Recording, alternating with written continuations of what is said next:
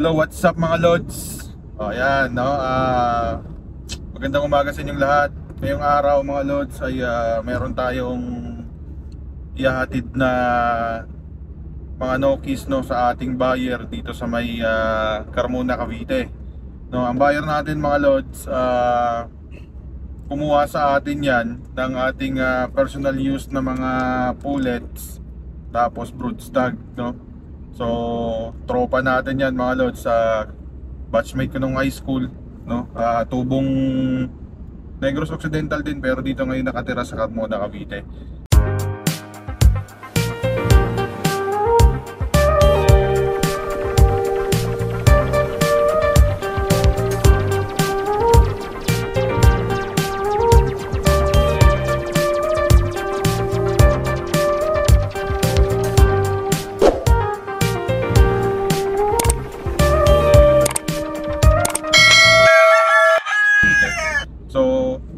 Ayun nga, kagabi tumawag siya, nag-request na kung pwede, kung tayo na lang daw ang mag-atid. So nagkaroon naman tayo ng time mga lods, kaya iatid natin ngayon sa kanya yung mga manok niya.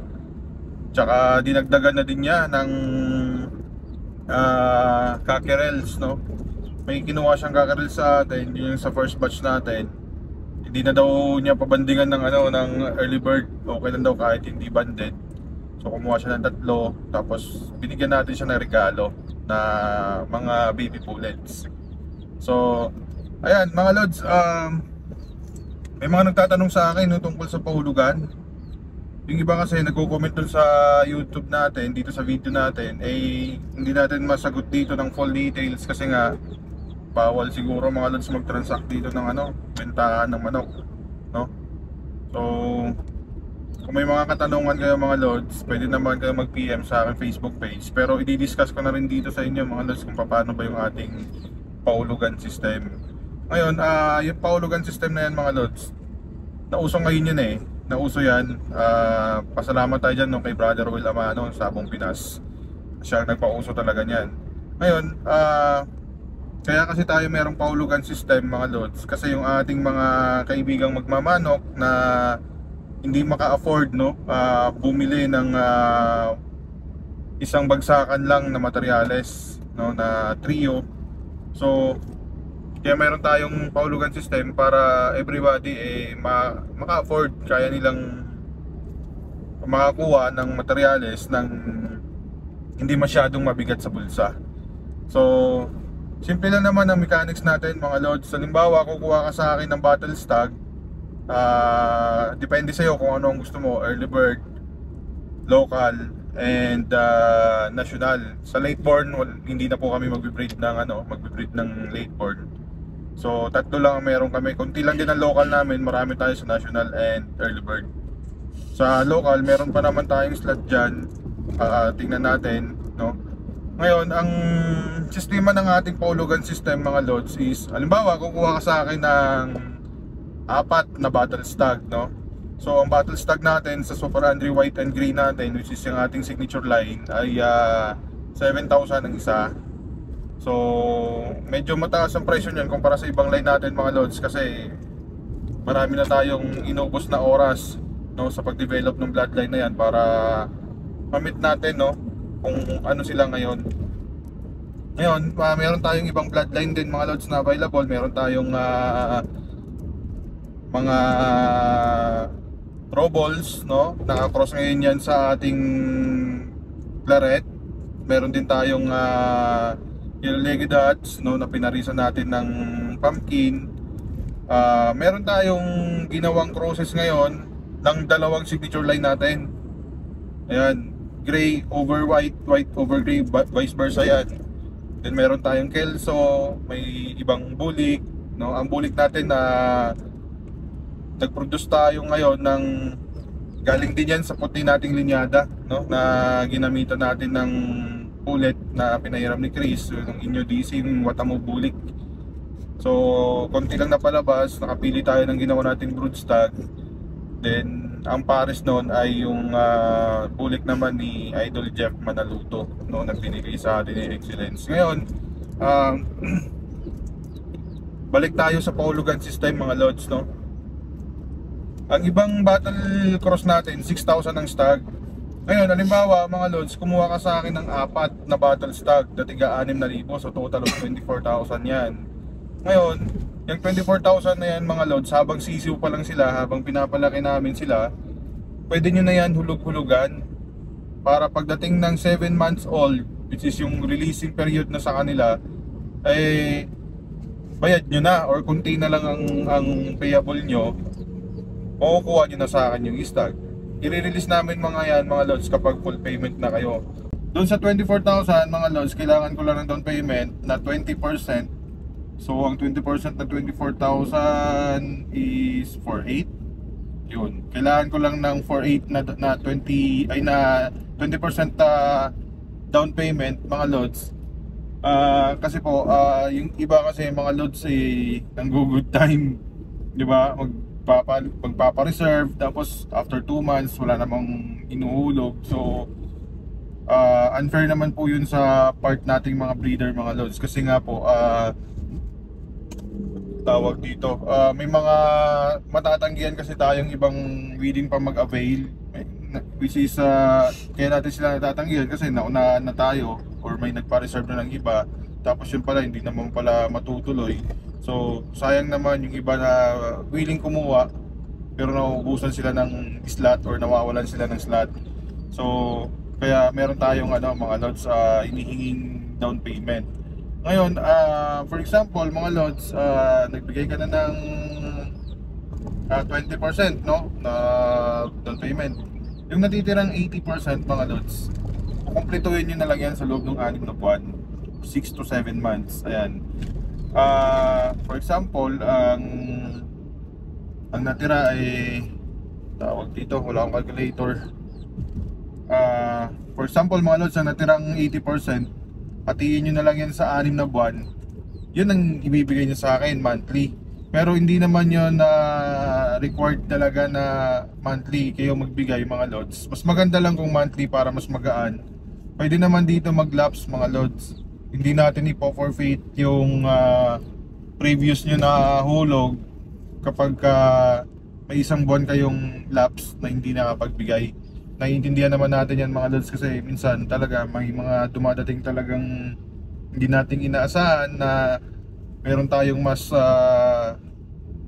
kailangan unahin or mas i-prioritize. So ito naman mga lods, manok-manok lang naman tong sa atin. So madali naman natin pag-usapan yan. So yun mga lods, hindi tayo magpo-forfeit ng previous deposits kapag nagka-lapse kayo ng 1 buwan. Ngayon, ang kailangan nyo lang gawin is tapusin nyo lang talaga siya sa loob ng 6 months or kahit hanggang 7 months, pwede pa. Then makukuha nyo sa akin ng stag nyo mga lods kapag fully paid na kayo. Ngayon, pwede rin naman mga lods na yung 80% na balance, pag inati mo yan sa 6 na buwan, pwede rin naman kung hindi yun yung amount na talagang ibibigay nyo. Kung ano lang yung kaya nyo, pwede rin naman. Basta ang importante niyan sa next month niya or next month niya, magbigay kayo ng ng mas maganda-ganda para at least hindi gaanong mabigat pagdating sa last payment niyo or pang second to the last payment, no? Para hindi rin siya naiipon mga lods. Pero kung talagang alanganin, wala namang problema yun as long as matatapos niyo siya sa loob ng 6 na buwan or 7 buwan. So ganoon lang naman kasimple mga lods. Halimbawa pala mga lods, no, yung iba kasi nagpapa-reserve, sasabihin nila, lods, ilista mo na ako, bigyan mo na ako ng slot para sa pahulugan system. Ngayon mga lods, hanggat hindi po pala tayo nakakapagbigay ng down payment, hindi namin i-consider yung slot sa inyo mga lods, para yun nga, maiwasan nating matanggihan. Para maiwasan natin matanggihan yung mga iba na gusto pa talagang kumuha, pero kung minsan hindi natin napagbibigyan dahil nga may nakakuha ng slot niya, pagkatapos yung pala back out or may ibang reason. So sayang naman mga lods. Kailangan maging rin tayo mga lods, maging professional din tayo sa pag-deal, no? Sa pakikipag-usap sa mga pinagbibilan natin, kasi syempre may mga iba pang kausap yung mga yan mga lods. So sayang kapag pinaglaruan natin yung slot. Ngayon yung mga trio pala natin mga lods, ang ating Super Andrew White at Gray ay 35 ang bigay natin dyan mga lods sa trio natin, no? At sa pair ay 27.5. Ngayon doon naman sa ating ibang linyada mga lods, mga two-way cross yun. So pwede pa rin naman silang gamitin. For example, kukuha ka doon sa Yellow-Legged Hats by Robles na dalawang inahin, tapos parisan mo siya ng Yellow-Legged Hats by Pumpkin na broodstock. Pwede pa rin naman yan mga lods, pang 3-way cross. Yun ang pinaka the best na pang battle cross, no? Ang 3-way hanggang 4-way. Ako hanggang 4-way ginagawa ko pa mga lods pang battle cross. Din sa materialis naman gumagamit talaga ako ng 2-way. Kasi nga syempre kumbaga parang shortcut yun sa pag-produce ng battle cross, no? Kasi kung halimbawa magbi-breed ka pure to pure or sabihin natin seed fowl to seed fowl, ang magiging anak niyan 2-way lang. Pwede namang ilaban pero pwede pa rin i-materials. Mas maganda talaga pag battle cross mga lods, 3-way cross. So ako naman dito, ginagawa ko yung mga 2-way ko, pwede ko pang i-alok yan as long as ang sinasuggest ko is meron lang talagang isang common bloodline, no? Para hindi siya maging 4-way. So for example, Yellow-Legged Hats ko over Robles, pwede kang kumuha doon.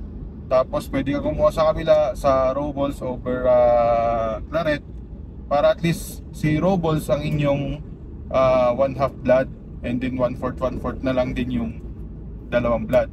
So 3-way cross siya, maganda pa rin pang battle cross. Or pwede rin naman gawin yung 1/2 yung Yellow-Legged Hats. So kumuha ka sa Yellow-Legged Hats over Robles, tapos Yellow-Legged Hats over Pumpkin. Yun, basta may isang 50% tapos may dalawang 1/4, no? Yun ang maganda pang 3-way. Ngayon, kung gusto mo talaga 4-way cross, eh nasa sayo yun mga lods. Hindi kang kuhanin mo yung Robles natin by Claret, tapos dun ka kumuha sa ibang linyada, Yellow-Legged Hats by Pumpkin. Yun, so apat na linyada yung magiging nun, mixture mo. So, ang mga anak nun, sigurado mahirapan ka na mag-backbreed para makakuha ka ng materials. Siguradong ang mapapakinabangan mo na lang doon, battle stag na lang, no? Mga lalaki na lang talaga, lahat ng babae nun, wala na. Kasi 4-way yun, mahirap mag-backbreed. It takes too much time para makakuha ka ng seed fowl nun. So, yun lang mga lods, no? Kung meron pa kayong mga katanungan, pwede naman kayo mag-PM sa akin sa ating FB page. O doon ko i-send sa inyo ang ating paulugan system, price list natin nandun. And then kung may makusunodaan kayo mga lods, madali lang naman tayo kausap, wala namang problema kay Super Andre yan. Ngayon mga lods, malapit-lapit na tayo dito sa sa Carmona, no? Nandito na tayo ngayon sa South Luzon Expressway na yata ito, Jog O Islex na kami pala, tama, kabababa ko lang ng Skyway. Medyo ito na naman ang Islex Expressway na matraffic. Parang hindi na nagbago to simula ng Christmas pa to So ayan mga lods, mamaya update ko kayo pagka nagkita na kami ng ating buyer, no? Yan si idol natin, Luvimen kay nila ng Negros Occidental. Nandito ngayon yan sa Carmona. So yung Carmona medyo kabisado naman natin yan mga lods, kasi nung araw dito tayo naglalaban ng Manila Crackers Club. So nakiusap si Luvimen na ako na lang daw magatid, pinagbigyan natin. Mas maganda kung tayo magatid para at least ma-meet naman natin in person ng ating mga kaibigan at mga idol sa Sabong, mga buyer natin. Tsaka mas safe dito sa sasakyan ng manok. Pero kung minsan naman mga lods, pwede naman ninyong ipa-rider, pag-usapan na lang natin yan, no? So yun lang muna mga lods, balikan ko kayo mamaya pagka nasa Carmona na ako. A few moments later. Eto mga lods, nandito na tayo ngayon sa Carmona, Cavite. Ito yung ating buyer, si Luvimen, classmate ko to nung high school. So yung mga dinala nating materials, ito naka-cord na. Jog, para mo. Ito yung mga puti. Tapos yung gray natin, ayun. Pagdating ng gray dito mga lods, umitlog. So meron na siyang bonus. Ayun mga lods, ang galing ng, may napansin ako dito, ang ganda ng pagkakasetup nyo. Mga lods, backyard breeder itong kumpare kang kaibigan kong ito, pero nakaset up ng maayos. Magano kalaki to? Pare ko yung ano mo, yung area mo. Ayan mga lods, so tingnan nyo. 3x3 lang. Nilagay niya dyan sa gilid. Double purpose yan. Pwede siyang mag-breed ng single mating. Tapos pag umitlog, kukunin lang yung itlog, kukulik niya lang. Pwede rin gawing kaskasan. Pwede niya rin gawing hardening pen. All purpose pen na yan. Hanggang doon sa dulo. Yan. Tapos meron siya ditong garden. Yan daw ang gagawin niyang cording area. So, keeping pen. Maayos naman. Ayun, may mga breeding pen din doon. So, ayan mga lods, sa mga backyard breeder natin talagang nakakatuwa na kahit paano ginagawa ng paraan. Nakakapag-breed sila ng maayos. Galing ng pagkakasit up. Maliit man yung space pero compact. So ito, pagka natanggal niya daw yan, gagawin niyang cord. Ako estimate ko dito, baka kasya mong cord dito mga 10 hanggang 12. So medyo maliit lang talaga yung space niya. Meron naman siyang cording area dun sa kabila. So ayan mga lods, so tuwa siya mga lods oh. Yan. Happy. Talagang Eating tagumpay. pasyonado sa pagmamanok. So yung gray nating broodstag, nandun nakatali sa kabila. Ayun, kung napapansin niyo yung may tipi doon na maliit, ayun no. Doon siya nakatali. Tapos ito yung ating dinalang 3 months old na nakaschedule na sana for banding to book as next week. Hindi na hintay. Okay lang daw kahit hindi mo bandingan kasi ito naman ay seed fall din ng ating gray. So may laman lang itong Gilmore. So depende sa kanya kung pang battle niya or pang breed. Pero pwede niya pa rin i-breed yan. Maganda rin naman tsura niya, testasyon yan. So yan mga lods, oh, ganda ng setup oh. Diba? Yan yung ating Super Andre White na personal use. Ito namang gray natin. Yan nga, nag-drop ng itlog. Yan, naka-itlog siya dyan. May bonus siya isang itlog. Tapos ito yung mga baby pullets niya. Yan. Tsaka yung ating hiraw na 2 months old. Ayan. Sayang lang din yan kasi hindi na bandingan. Next week na kasi schedule sana yung banding yan. So, yan lang mga lods.